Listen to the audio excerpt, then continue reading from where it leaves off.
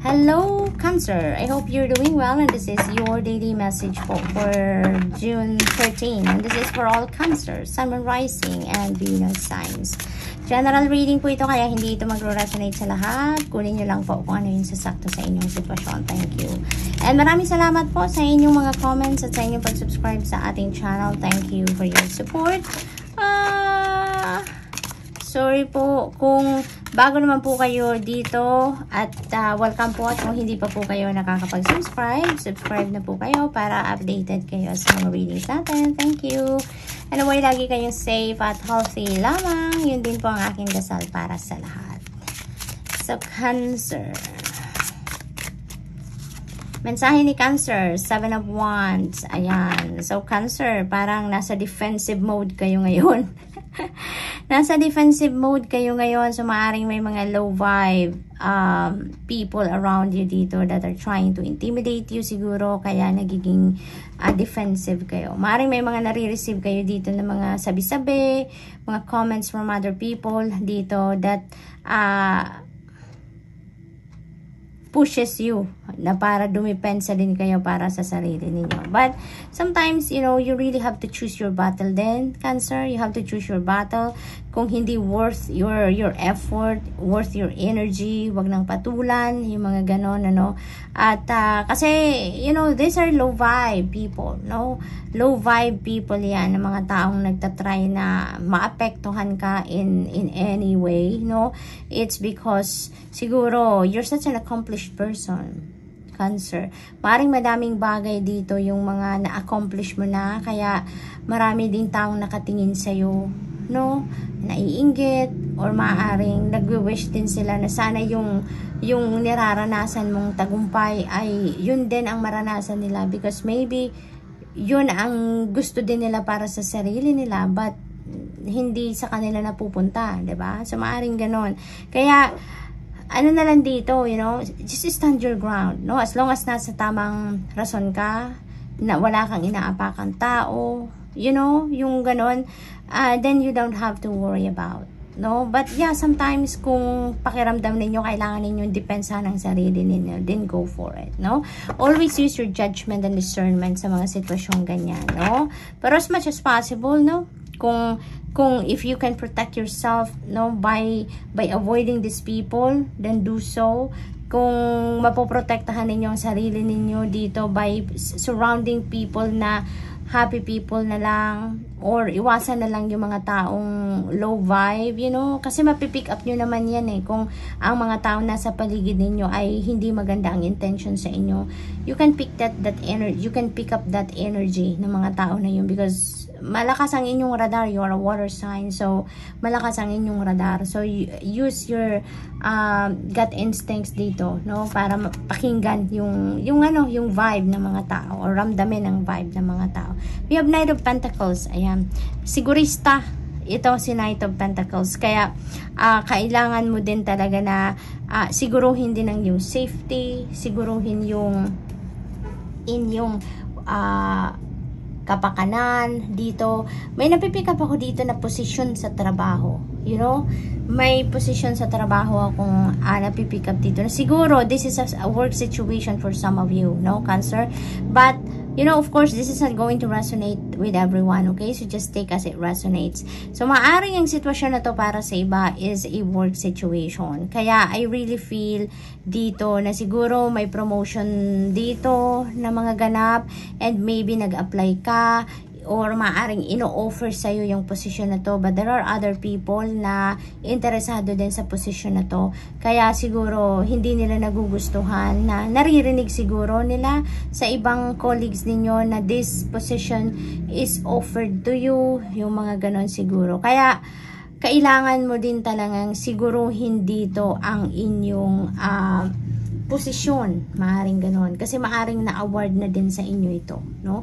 Maaring na-award na sa inyong posisyon na to. Kaya you are on a defensive mode dahil nagsisiguro ka, no? Or sinisiguro mo na protected ka, na yung posisyon na yan ay hindi talaga maaalis sa'yo, you know, yung mga ganon. So we also have 8 of Swords. Ayan. So So, maaari dito, Cancer, ng iba sa inyo, you're prevented from taking action. Maaring you're afraid to do something about these people, no, na trying to intimidate you sa trabaho. Maaring ganon. Kasi siguro, sobrang bait mo, no? Cancer, siguro sobrang bait mo. Maaring may mga sinasabing hindi na maganda talaga sa iyo yung mga tao sa paligid mo, yung mga naiinggit sa iyo, yung may mga naririnig ka na dito na nasasaktan ka, pero siguro hindi ka makapag-take action because sa sobrang bait mo, ayaw mo ng gulo, ayaw mo ng away, ayaw mo ng drama, no? Kaya siguro parang tumatahimik ka na lang din, no? Parang you're just sitting on the corner and you're just doing what you are doing, focusing on what you're doing. Maaring ganun ang nagaganap dito for some of you, no? Kaya Cancer, you know, you really need to use your your own judgment and discernment, kasi hindi mo naman din pwedeng pabayaan if kung ang ginagawa ng ibang tao towards you is below the belt na, diba? If you need to report those people sa mga nakakataas, then do so, diba? Dahil kung mako-compromise na dito ang iyong safety, mako-compromise na ang inyong mental health dito dahil kung sobrang stressful na ang magiging sitwasyon, then you need to do something about it, diba? Do not be feeling restricted dahil natatakot ka sa kanila or siguro natatakot ka sa kung anong maaring mangyari. Gawin mo lang kung ano yung sa tingin mo ay makakatulong sa iyo, no? Don't think about other people, no? Kung anong mangyayari sa kanila, just kung ano yung iyong kapakanan, yun ang uunahin mo dito. Kasi kung below the belt na ang mga ginagawa ng ibang tao, no, out of inggit, then that is not right, diba? Kaya follow follow your intuition, no? Always listen to your intuition dahil you will be guided kung ano ang dapat mong gawin. Saan mo ipupwesto dito ang inyong sarili, okay? But you always have to prioritize yourself dito, your safety, okay? Yung well-being ninyo, yun. So, kuha tayo ng final message for Cancer. We have a stingray, change, and so there is going to be some change na mangyayari dito, no? Maaring yung sitwasyon na to ay maaring magbago, maaring madala to sa magandang usapan, no? Maaring madala ito sa pag iniwasan mo ang mga taong ito, wag mo na lang pansinin, deadmahin mo na lang. Maaring magsawa din sila and they will stop, diba? Maaring ganon. At saka, you know, Cancer, magbabago at magbabago yan into a better situation. Walang duda, no? Kaya, nasa sayo din ito. Siguro kung iiwasan mo na lang ang mga taong ito, don't say a word, yung ganon. Siguro hindi sila din mag-iisip ng mas malala na kung ano pang gagawin, no? So, Cancer, that's all I have for you for today. I hope nakatulong ang mga mensaheng ito in some way. Thank you for watching. Love and light. Namaste. Hello, Scorpio. I hope you're doing well, and this is your daily message for June 13, and this is for all Scorpios, Sun, Moon, Rising, and Venus signs. General reading po ito, kaya hindi ito mag-resonate sa lahat. Kunin nyo lang po kung ano yung sasakto sa inyong sitwasyon. And maraming salamat po sa inyong mga comments at sa inyong pag-subscribe sa ating channel. Thank you for your support.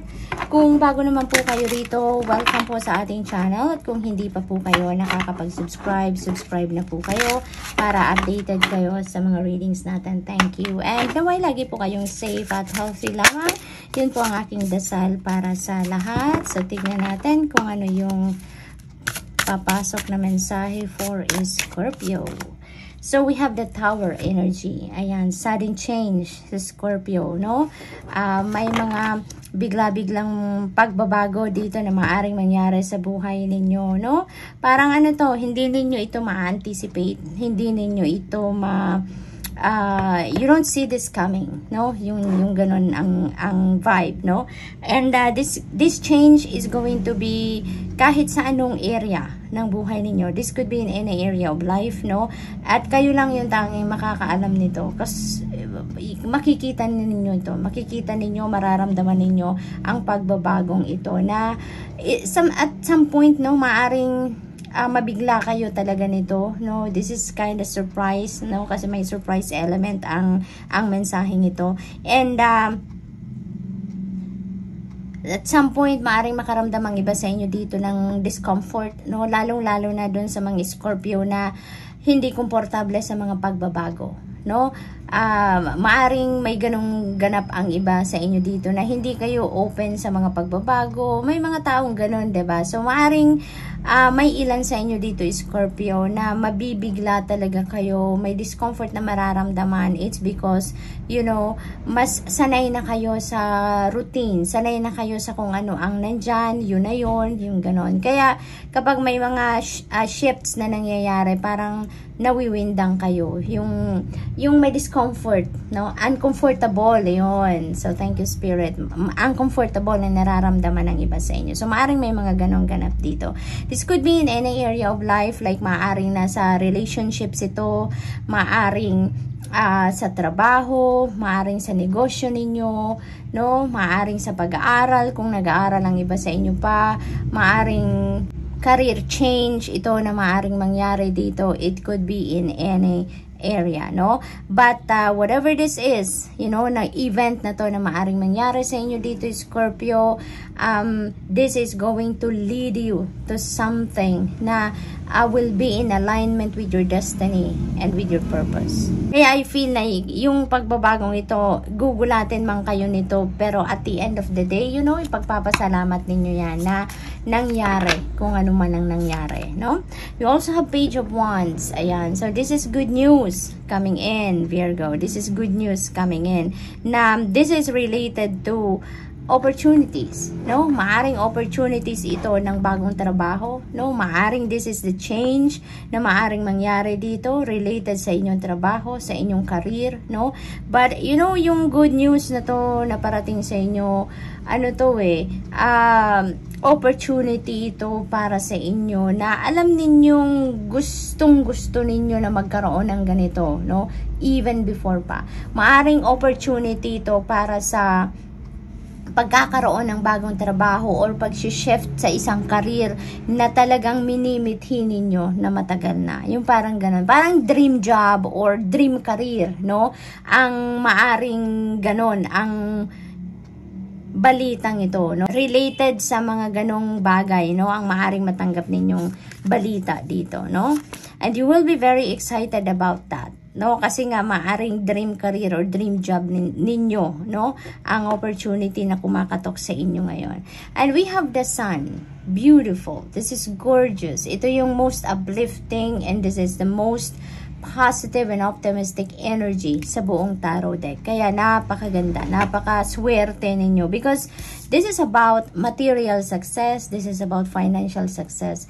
Ito yung light is cutting through the darkness sa buhay ninyo. Kaya't kung ano man yung mangyayaring pagbabago dito, no?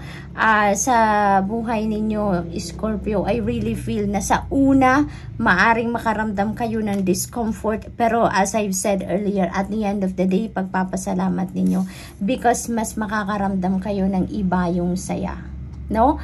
Makakaramdam kayo ng iba yung saya na hindi ninyo ma-describe kung anong klaseng saya dahil sobrang lalim na kasiyahan ang mararamdaman ninyo dito, no? Yun ang aking nakikita dito. Kaya this is a period of transition na kung saan exciting, masaya, maganda, talagang yung parang there is going to be a beautiful turnaround ng iyong mga sitwasyon dito, Scorpio. Kung dati nang maganda ang sitwasyon ninyo, mas lalo pang gaganda, no? Mas lalo pang liliwanag, mas lalo pang magiging exciting, no? Yung mga ganon.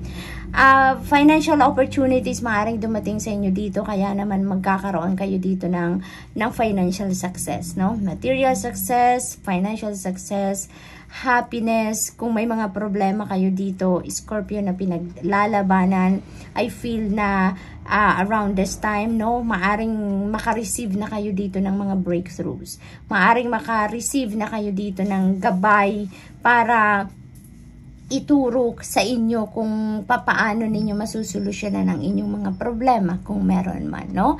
Vitality as well, energy, talagang full of ano kayo ngayon, yung lakas, no? Malakas kayo ngayon, malakas ang pakiramdam ninyo, lalong-lalo na doon sa mga Scorpio na maaring may mga nararamdaman sa katawan, you know, kung nagpapagamot kayo, siguro around this time, mararamdaman na ninyo yun na may pagbabago sa inyong katawan, no?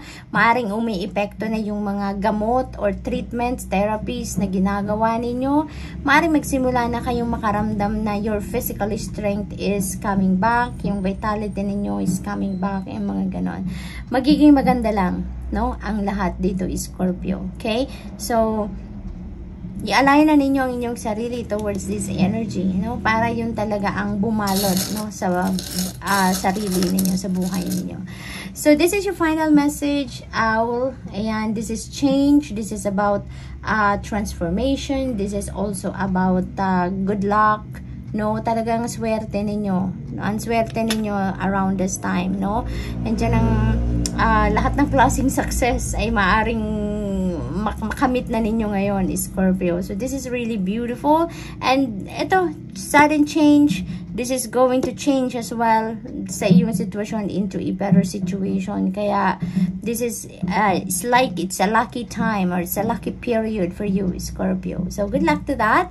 And that's all I have for you for today. I hope nakatulong ang mga mensaheng ito in some way. Thank you for watching. Love and light. Namaste. Hello, Pisces. I hope you're doing well. And this is for all Pisces, Sun, Moon, Rising, and Venus signs. General reading po ito, kaya hindi ito magro-resonate sa lahat. Kunin nyo lang po kung ano yung sasakto sa inyong sitwasyon. At by the way, baka hindi ko pa nasabi, this is for June 13, no? Daily message nyo po ito for June 13. Maraming salamat din po sa inyong mga comments at sa inyong pag-subscribe sa ating channel. Thank you for your support. Kung bago po kayo rito, welcome po sa ating channel. At kung hindi pa po kayo nakakapag-subscribe, subscribe na po kayo para updated kayo sa mga readings natin. Thank you. And naway lagi kayong safe at healthy lamang. Yun ang aking dasal para sa lahat. Pisces, we have the Three of Pentacles. Ayan. So, parang merong proyektong ginagawa dito si Pisces. Maaring meron kayong mga pinagtatrabaho ang endeavor talaga, proyekto sa trabaho, proyekto sa bahay, maaaring ganon. And I really feel dito na talagang pinagsisikapan nyo to, no? Pinagsisikapan nyo tong maigi. You're putting your heart and soul into this endeavor. And I feel na even if you're working on your own or you are working by yourself, I feel na makakarating ka din doon sa tagumpay. You're going to be accomplishing this project, no? Even if you're working on your own, no? Yun ang pinapakita sa akin ng card na to, na pagtatagumpayan mo to, no? With your hard work, no, Pisces? So, continue on with what you're doing dito, because I feel na you will be able to climb up the ladder of success dito even if you're working solo, no? Yun ang aking napipick up dito for some of you. So, tiyaga, no? Madadala ninyo sa tiyaga ang tagumpay na to. So, we also have 9 of Cups. Wow! Maaring yung tagumpay na to is what you are wishing for, and that is what you are going to manifest in your life. Kasi si 9 of Cups, this is a wish fulfillment energy. So maaring may wish kayo dito that is coming to fruition, no? Around this time. And maaring wini-wish ninyo na magtagumpay kayo with flying colors talaga sa proyektong ginagawa ninyo ngayon or sa endeavor na pinagfo-focusan ninyo sa ngayon. Maaring that is the wish of some of you, Pisces. Kaya naman, parang yun ang malakas na napipick up ko dito sa vibe na to, na maaring kung ano man ang pinagtatrabahuan nyo ngayon, you are really going to succeed dyan, no? And that is going to bring you talagang iba yung saya, no? Because Nine of Cups is also about happiness because you're getting what you want, diba? Maaring ito yung gusto ninyo talaga. Maaring nalalapit na kayo sa tagumpay, Pisces, no? Maaring malapit na ninyong ma-accomplish ang kung ano man ito na goal ninyo. Maaring malapit nang matapos ito, and maybe that is your wish coming true, diba? So that's really beautiful, and you are going to be very happy around this time, happy in life in general. At ang iba sa inyo dito, kung meron man kayong mga relationships na existing, love and romantic relationships, I also feel na mas magiging masaya din kayo ngayon about that, no? Maring yun din naman ngayon yung focus ng iba sa inyo dito, and you are also doing anything and everything in your power din para maging masaya, maging maayos, maging loving and passionate yung inyong relationships. Kaya naman I feel na yun din ang magmamanifest, no, sa buhay ninyo ngayon, Pisces. Happiness, you're getting what you want. So ano pa, diba? Ano pa yung hahanapin ninyo, yung parang ganon. So, parang wala na, diba? You're going to just enjoy, no, life sa ngayon. Yun lang, chillin lang si Pisces. So, we have the Six of Swords. Ayan. So, this is moving on energy. This is moving on energy. And this is you, Pisces, prioritizing your well-being, your happiness, your safety, your sanity, no? Yun ang ganap dito kay Pisces. Maybe this is what you are really working on sa ngayon, or maybe this is really what you are wishing for, na maging masaya ka na, no? Maging masaya ka na sa buhay. Kung gusto mong lahat ng areas ng buhay mo ay maayos, maging masaya, maaring that is your wishing for, and maybe that is what's coming to fruition, no? Kasi dito din sa Six of Swords, you are walking towards happiness din dito, no? You are choosing life here in your own terms na din. You are choosing to be happy, you're choosing your well-being dito, you're choosing yourself dito, kung ano ang makakapagpasaya sa'yo, kung ano yung makakabuti para sa'yo. That is what you are heading to dito sa Six of Swords. Kasi maaari din ang iba sa inyo dito, you know, ay may pinanggagalingang unhealthy situation, no? At ito yung period na magde-decide na ang iba sa inyo na may ganong sitwasyon, na mag-move on na kayo, na iwanan na kung ano man ang unhealthy situation na to para sa inyo, no? It could be in any area of life. Maaring yan sa relationship, maaring may mga pinagdadaanan ng iba sa inyo sa trabaho, 'di ba? Sa asawa, sa boyfriend, sa girlfriend, na hindi na kayo masaya, hindi na kayo safe. Yung gano'n ang pakiramdam. Kaya ang iba sa inyo na may ganitong sitwasyon, you are moving on ngayon, no? You are moving forward na. Kaya kudos to you then, Pisces, no, na may ganitong sitwasyon, because you are choosing yourself dito. Inuuna ninyo ngayon, pinaprioritize ninyo ngayon ang inyong well-being, ang inyong kabutihan. Kaya kudos to you na maglalakas loob kayo, na iwanan na kung ano man ang sitwasyon na hindi na nagsuserve ng iyong best interest, no? So that is really a big move, and that is, you know, punong-puno ka ng inner strength dito and courage para magawa mo yan para sa sarili mo. So good luck to that, and kudos to you. So Pisces, tingnan natin ang final message ninyo. We have bite. Yes, this is hard work, no? This is determination and motivation. So maaring yun ang ano ninyo ngayon, ang pinaghuhugutan ninyo, no? Ng determinasyon. Yung sitwasyon na gusto ninyong maging maayos, maging masaya, maging peaceful na ang buhay ninyo, no? Maaring that is related to this one, no? Yung determination ninyo na maging masaya na kayong muli, maging peaceful ang buhay ninyo, no? I really feel that you're really going to work hard on it, no? Dahil ito na yung pagkakataon ninyo na makaalis na sa sitwasyon na to, na unhealthy na. For others of you naman, Pisces, no, since this is signifying also exercise, so maaring ano din ito, invitation ito para sa iba sa inyo na mag-exercise na kayo. No? Kasi maaring matagal ng panahon na hindi kayo nakakapaggalaw-galaw ng inyong katawan. No? Maaring super busy kayo sa iba't ibang parte ng buhay ninyo, iba't ibang ginagawa. Pero yung self-care ba? No? Yung health regimen ninyo, maaring overlook ninyo ngayon. Kaya siguro, no, mahilig na din naman kayong magbike, marunong din kayong magbike. Kaya this is a reminder for some of you na mag-exercise ka, magbike ka, no? Dahil maaring yan naman din ang dati mong ginagawa. So, Pisces, that's all I have for you for today. I hope nakatulong ang mga mensaheng ito in some way. Thank you for watching. Love and light. Namaste.